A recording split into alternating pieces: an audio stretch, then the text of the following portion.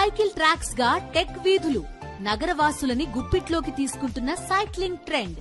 పూర్తి వివరాలకు చదవండి రేపటి సాక్షి దినపత్రిక. చంద్రబాబు చేసిన పాపాన్ని ప్రక్షాళన చేసేందుకే రాష్ట్ర వ్యాప్తంగా ఆలయాల్లో ప్రత్యేక పూజలు నిర్వహిస్తున్నామని వైఎస్ఆర్సీపీ నేతలు భూమర కరుణాకర్ రెడ్డి, మాజీ మంత్రులు అంబటి రాంబాబు, విడుదల రజని, గుడివాడ అమర్నాథ్ అన్నారు. తిరుపతి లడ్డు పవిత్రతను దెబ్బతీస్తూ చంద్రబాబు చేసిన వ్యాఖ్యలపై మండిపడ్డారు. పవిత్రమైన ప్రసాదంలో కల్తీ నెయ్యి వాడినట్లు దుష్ప్రచారం చేసిన లడ్డు ప్రతిష్టను దెబ్బతీసేలా వ్యవహరించారని ఆగ్రహం వ్యక్తం చేశారు. జంతువుల కొవ్వు వాడారు అని అపవాదు వేశారు. ఇది పెద్ద దుమారమే రేగింది. సాక్షాత్తు ఒక ముఖ్యమంత్రి హోదాలో ఉండి ఇంత పచ్చి అబద్ధాలు చెప్పినటువంటి ముఖ్యమంత్రి దీనికి జాతీయ స్థాయిలో ప్రాముఖ్యతను తీసుకొని వచ్చినారు. తద్వారా ఆలయ పవిత్రతకు మంట కలిపేటువంటి కార్యక్రమం చేశారు. మేము స్పష్టంగా చెప్పినాం, మా హయాంలో ఏ రకమైనటువంటి పొరపాటు జరగలేదనని. జరిగింది ఏదైనా ఉంటే అది చంద్రబాబు గారి హయాంలోనే జరిగి ఉండాలి తప్ప మా హయాంలో జరగలేదని, మేము పాపం చేసి ఉంటే ఎంత శిక్షకైనా మేము అనుభవించడానికి సిద్ధంగా ఉన్నామని, ఏ విచారణకైనా మేము రెడీగా ఉన్నామని, సిబిఐ చేత ఎంక్వైరీ చేయించమని కూడా మేము డిమాండ్ చేయడం జరిగింది. కానీ చంద్రబాబు గారు తను కూర్చోమంటే కూర్చునేటువంటి సిట్టును ఏర్పాటు చేసి తద్వారా లబ్ధి పొందాలనేటువంటి ఈ పూజ చేయడానికి ప్రధానమైన కారణం ఏమిటంటే ఈ రాష్ట్ర ముఖ్యమంత్రి గారు అత్యంత పవిత్రమైనటువంటి తిరుమల తిరుపతి దేవస్థానపు ప్రసాదపు లడ్డూలో జంతువుల కొవ్వు కలిసిందనేటువంటి ఒక అసత్య ప్రచారాన్ని పెద్ద ఎత్తున దేశవ్యాప్తంగా చేస్తూ ఉన్నారు. అది అవాస్తవం, అసత్యం. ఆ అసత్యాలను రాజకీయంగా వాడుకోవాలని మాజీ ముఖ్యమంత్రి జగన్మోహన్ రెడ్డి గారిని, వైఎస్ఆర్ కాంగ్రెస్ పార్టీని అపఖ్యాతి పాలు చేయాలనేటువంటి ఒక దుర్బుద్ధితో ప్రచారం చేయటాన్ని ఖండిస్తూ జంతువులు కొవ్వు కలవనటువంటి మహాప్రసాదంలో కలిసినట్టుగా ప్రచారం చేసి స్వామివారికి, శ్రీవారికి అపచారం తలపెట్టినటువంటి నారా చంద్రబాబు నాయుడు గారి మీద ఆయనకి కోపం వస్తే ప్రజలందరి మీద కోపం వస్తుందేమోనని భయపడి, అయ్యా ఆయన మీదే మీరు కోపం తెచ్చుకోండి తప్ప ఈ రాష్ట్ర ప్రజలకు అది సంబంధం లేదని, అది అసత్యమని, ఎవరైతే తప్పు చేశారో వారిని మీరు ఒక కలియుగ దైవంగా మీరు శిక్షించాలని. కూటమి ప్రభుత్వం వచ్చాక మరి ఏ విధమైనటువంటి రాజకీయాలు ఈ రాష్ట్రంలో నడుస్తున్నాయనేటువంటి విషయం ప్రతి ఒక్కరు కూడా గమనిస్తూ ఉన్నారు.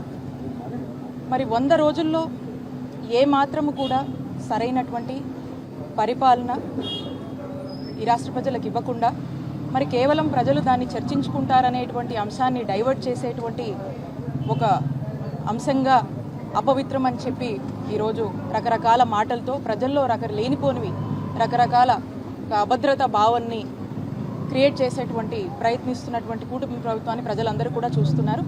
కాబట్టి మేము ఆ భగవంతుడిని ఒక్కటే కోరుకుంటాము, ఖచ్చితంగా ఇలా చేసే వాళ్లకు ఆ భగవంతుడు ఖచ్చితంగా వారికి సరైన ఒక గుణపాఠం ఎప్పటికైనా కూడా ఆ భగవంతుడు వాళ్లకు చెప్తాడనే మేము భావిస్తూ ఉన్నాము. అలాగే ప్రజలంతా కూడా ఈ విషయాలన్నింటినీ కూడా గమనిస్తున్నారు.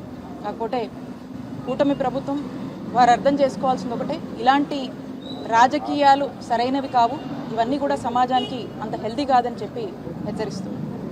అత్యంత పవిత్రమైనటువంటి తిరుమల తిరుపతికి సంబంధించినటువంటి ప్రసాదం లడ్డూ పైన ఏ రకమైనటువంటి ప్రచారాన్ని ఈ రాష్ట్ర ముఖ్యమంత్రి చంద్రబాబు నాయుడు గారు చేస్తూ ఉన్నారో మనందరం కూడా చూస్తూ ఉన్నాం. చివరికి ఆయన రాజకీయ అవసరాల కోసం చివరికి వెంకటేశ్వర స్వామిని కూడా తన అత్యంత నీచమైనటువంటి రాజకీయాల్లోకి లాగినటువంటి సందర్భాలని మనం చూస్తూ ఉన్నాం. గడిచినటువంటి 4 మాసాలుగా వారు అధికారంలోకి వచ్చి 4 మాసాలు పూర్తవుతున్నటువంటి సందర్భంలో ఎన్నికల్లో ఇచ్చినటువంటి ఏ ఒక్క హామీని నిలబెట్టుకోకపోగా వచ్చినటువంటి ఏ ప్రకృతి వైపరీత్యాన్ని కూడా సమర్థవంతంగా ఎదుర్కోలేక వీటన్నిటినీ కూడా ఏ రకంగా డైవర్ట్ చేయాలనేటువంటి ఉద్దేశంతో చివరికి మన కలియుగ దైవమైనటువంటి వెంకటేశ్వర స్వామిని కూడా ఈరోజు రాజకీయాల్లోకి లాగినటువంటి సందర్భాన్ని మనం చూసాం.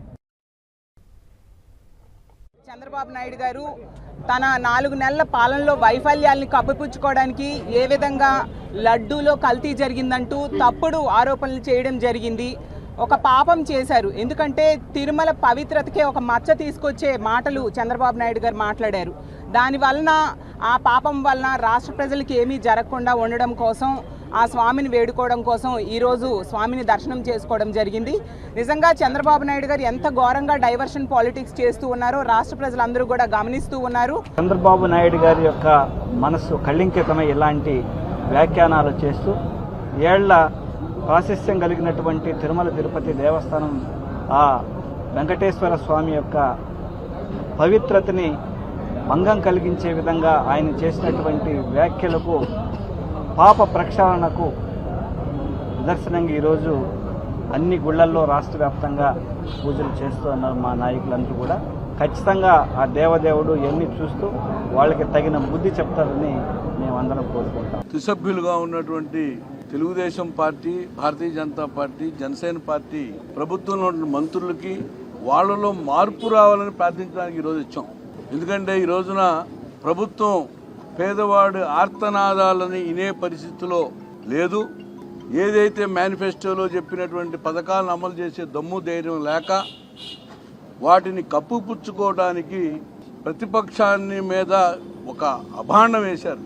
ఎందుకంటే ఈ రోజున ఊరికి అభాండాలు వేయటం కాదు, ఈరోజు నేను కోర్టును కూడా అప్పీల్ చేస్తా ఉన్నా. ఎవరైతే అభాండాలు వేసినటువంటి వాళ్ళ మీద కూడా మేము కేసులు వేయబోతా ఉన్నాం. శాంతి క్రియేట్ చేయాలనేటువంటి ఉద్దేశంతో జరుగుతున్నటువంటి కార్యక్రమం. ఈరోజు జగన్మోహన్ రెడ్డి గారు ఈరోజు కొత్తగా పోవడం లేదు తిరుమలకు. ముఖ్యమంత్రి కానప్పుడు పాదయాత్ర మొదలు పెట్టకముందు తిరుమల పోయినాడు. పాదయాత్ర అయిపోయిన తర్వాత ముగింపు అయిపోయిన తర్వాత తిరుమలకు పోయి దర్శనం చేసుకొని వచ్చినాడు. అంతకుముందు చాలాసార్లు తిరుమల పోయినారు. అప్పుడెప్పుడు డిక్లరేషన్ అడగలేదు. లడ్డు వ్యవహారంలో తిరుమల పవిత్రతను చెడగొట్టింది కాక ఈరోజు తిరుమలలో ఉన్నటువంటి ప్రశాంత వాతావరణానికి విఘాతం కలిగించేలాగా ఈరోజు ఈ కార్యక్రమాన్ని చేస్తూ ఉన్నారు.